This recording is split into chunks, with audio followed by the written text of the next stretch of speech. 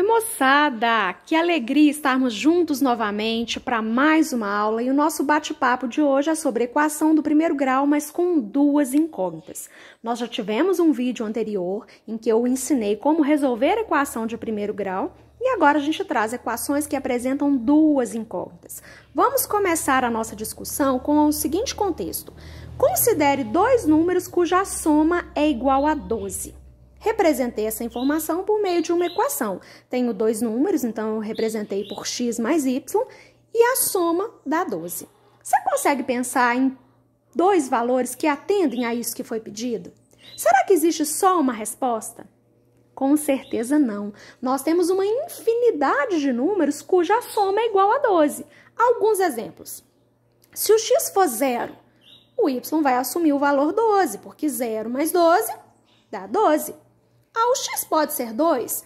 Com certeza. Se o x for 2, que número que somado com ele que dá 12? O 10. Então, a gente tem uma outra solução possível.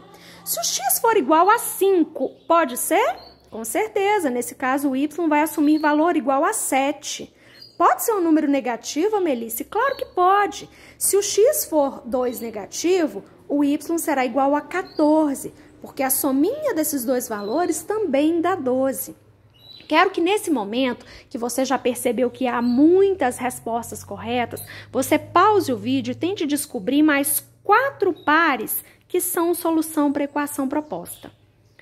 Quando nós temos, gente, uma equação com duas incógnitas, a gente tem uma relação de dependência entre elas. Dependendo do valor que uma das letrinhas assumir, a outra terá um outro valor. É uma relação de dependência que a gente representa por meio de um par ordenado. Vamos continuar com mais um exemplo?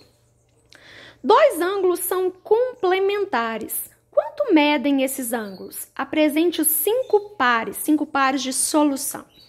Como eu imagino que você possa ter se esquecido desse conceito, trouxe aqui. Ângulos complementares são ângulos cuja soma das medidas dá 90. Ângulos suplementares são ângulos cuja soma das suas medidas dá 180. No nosso caso, eu quero complementares. Então, eu sei que a soma das medidas será igual a 90. Representei aqui, olha, a soma das medidas de dois ângulos é igual a 90 graus. Caso você queira, né, no momento dos seus cálculos aí, você pode isolar uma das letrinhas no primeiro membro e mandar a outra para o segundo membro. Eu fiz isso, olha, eu isolei a letrinha B. Melissa, podia ter sido a letra A? Sem nenhum problema, podia ser também. Então, B vai ser igual a 90 menos A. Eu montei até uma tabela aqui para facilitar o seu acompanhamento. A gente já sabe que quando nós temos uma equação com duas letrinhas distintas, com duas incógnitas, dependendo do valor que eu atribuir para uma, eu determino o valor da outra. Então, aqui, se o A for um ângulo nulo, se o A for um ângulo com medida 0, o valor de B vai ser 90 menos 0, que é 90. Então, a gente tem aqui um par ordenado que atende ao que foi pedido. Um ângulo com medida 0 e outro com medida 90 é complementar, porque a soma das medidas vai dar 90. Aí, se o A de repente tiver valor 20, então o B vai ser 90 menos 20, ou seja, 70. Quando a gente soma o 20 com 70, a sominha dá 90. O A pode ser 40? Pode. Se o A medir 40, qual vai ser o valor do B, hein? 90 menos 40, 50. Então, a gente tem um outro par ordenado que atende ao que foi pedido. Se o A valer 60, então o B vai ser 90 menos 60, que dá 30. Se o A tiver valor 80, então o B vai ser 90 menos 80, 10. Listei aqui 5 pares que são solução da problemática que foi apresentada. Eu quero que você pause o vídeo e tente descobrir mais 2 pares que podem ser solução desse problema, combinado? Ok, tenho aqui opções de resposta e nós vamos agora dar um passo à frente. Nós vamos aprender a representar essas soluções no plano cartesiano. Tem vídeo sobre plano cartesiano, como marcar pontos. Se você ainda não assistiu, quero que você assista esse vídeo, tá bom? Coloquei aqui o meu plano cartesiano com o eixo x e com o eixo y. Como é que eu marco o ponto 0 para x e 90 para y? No eixo x eu tenho que ir no valor 0. Ok, a altura do ponto é 90, então eu vou subir até o valor 90 e marquei. Segundo ponto tem coordenadas 20 para x e 70 para y. Então, vou sair da origem e lá no eixinho x eu vou até o valor 20. Como ele tem a altura 70, vou subir. Subir até a altura 70. Próximo ponto, 40 para x e 50 de altura. Marquei o ponto. Outro par ordenado, 60 para x, 30 de altura. Então, vou subir até a altura do 30. Último par ordenado aqui que eu tenho para marcar. Vou sair da minha origem e lá no eixinho x eu vou até o valor 80. Ok. Qual que é a altura desse ponto? 10. Então, subi até a altura 10, marquei meu ponto. O que você fez aí depois, professora? Como nós temos, né? Aqui eu escolhi alguns valores. Pode ser 0, pode ser 20, pode ser 40, 60, 80. Mas eu poderia ter escolhido o 10, eu poderia ter escolhido o 11, o 25, eu poderia ter escolhido infinitos valores aqui, variando de 0 até 80. Portanto, o que eu fiz? Eu tracei uma reta que ligue, que una esses pontos que eu tenho no meu plano cartesiano. Vamos para mais um exemplo? Considere a seguinte informação. Em um estacionamento havia carros e motos num total de 43 veículos. Se eu considerar que x é o número de carros e y é o número de motos, quando eu somo, isso tem que dar 43, porque a gente tem 43 veículos.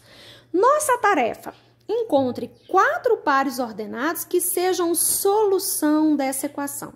Será que tem uma resposta só? A essa altura você já sabe que não. Dependendo do valor que eu atribuir para x, o y que está associado com ele vai assumir um valor de tal forma que a soma feche com 43. Mas a gente tem várias opções para que isso aconteça. Então, olha só. Se x for 0, qual que vai ser o valor do y? Aqui perceba que eu peguei a minha equação e isolei o y no primeiro membro, trouxe o x para cá com a operação inversa. Então, se eu falar que o x é 0... o y vai ser 43 menos 0, que dá 43. Então, eu tenho o primeiro par ordenado aqui que pode ser solução do meu problema. Aí, se eu quiser atribuir para x o valor 5, eu posso? Com certeza. Y vai ser, então, 43 menos 5, que dá 38, segundo par ordenado. Posso atribuir para x o valor 20? Pode. Nesse caso, o y vai ser 43 menos 20, que é 23. Mais uma possível solução. O x pode ser 40? Pode. Aí o y associado será 43, tiro 40, dá como resultado 3. Você pode escolher para x qualquer valor de 0 até 43. Faça os cálculos e encontre o y que está associado com ele. Estamos juntos? Vamos continuar então. Para fechar a nossa aula, eu representei esses pontos aqui num plano cartesiano. Então, olha só. Quando eu tenho 0 carros, então eu preciso ter 43 motos. Então, o ponto 0 para x e 43 para y. No eixo x estou no 0, a altura 43. Se eu tiver 5 carros, então eu tenho 38 motos. Então, vamos lá. No eixinho x, eu vou até o 5, altura 38. Marquei o meu ponto. Próximo. 20 carros e 23 motos. Então, no eixo x eu vou até o valor 20, altura 23. Último ponto para a gente marcar, 40 carros e 3 motos. Então, no meu eixinho x eu vou até o valor 40, altura igual a 3. Como eu disse para vocês, eu coloquei aqui algumas possibilidades, mas não estão todas as respostas aqui. Você pode pensar em outros pares que também atendam ao que foi pedido lá no nosso enunciado. Então, o que eu fiz? Unir esses pontos por meio de uma reta. Pessoal, eu quero que você assista com bastante atenção esse vídeo, você tente pensar em outros pares, marque no plano cartesiano, porque com a prática eu tenho certeza de que você vai aprender e as suas dúvidas serão esclarecidas. Qualquer dificuldade, conta comigo. Eu estou aqui para te ajudar. Um grande abraço. Bons estudos, moçada!